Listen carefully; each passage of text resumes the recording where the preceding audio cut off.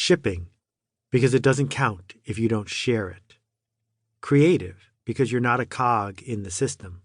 You're a creator, a problem solver, a generous leader who is making things better by producing a new way forward. Work, because it's not a hobby. You might not get paid for it, not today, but you approach it as a professional. The muse is not the point. Excuses are avoided, and the work is why you are here.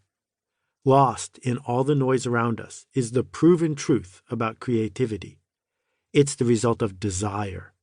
The desire to find a new truth, solve an old problem, or serve someone else. Creativity is a choice. It's not a bolt of lightning from somewhere else. There's a practice available to each of us. The practice of embracing the process of creation in service of better. The practice is not the means to the output. The practice is the output, because the practice is all we can control. The practice demands that we approach our process with commitment. It acknowledges that creativity is not an event. It's simply what we do, whether or not we're in the mood. Sculptor Elizabeth King said it beautifully. Process saves us from the poverty of our intentions. Learn to juggle, draw an owl, make things better, without regard for whether it's going to work this time. The practice will take you where you seek to go better than any other path you can follow. And while you're engaging in the practice, you'll honor your potential and the support and kindness of everyone who came before you. 1. It's possible. This is a program for people who want to lead, to write, or to sing. For people who seek to teach, to innovate, and to solve interesting problems. For people who want to go on the journey to become a therapist, a painter, or a leader. For people like us. It's possible. The people who came before us have managed to speak up, stand up, and make a difference. While each journey is unique, each follows a pattern.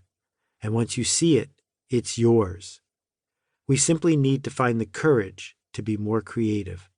The forces that are holding us back have long been unseen, but we can see and understand them and begin to do our work.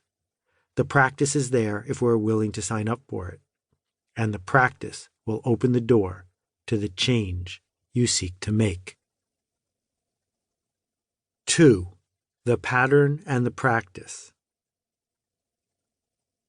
Our lives follow a pattern. For most of us, that pattern was set a long time ago.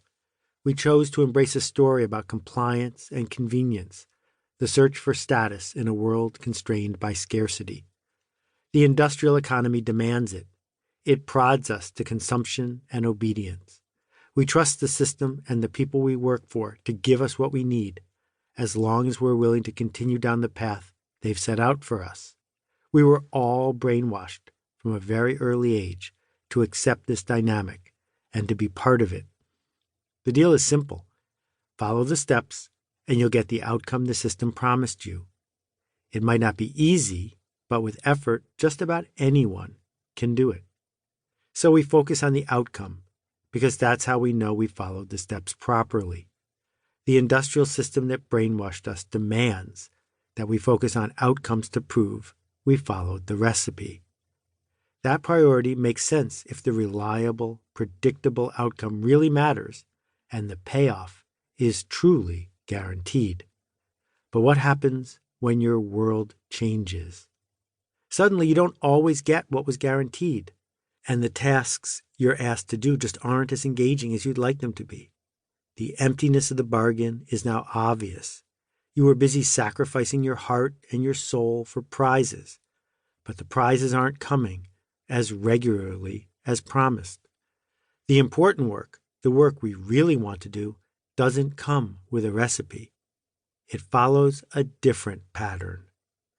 This practice is available to us, not as a quick substitute, a recipe that's guaranteed to return results, but as a practice. It is a persistent, stepwise approach that we pursue for its own sake and not because we want anything guaranteed in return.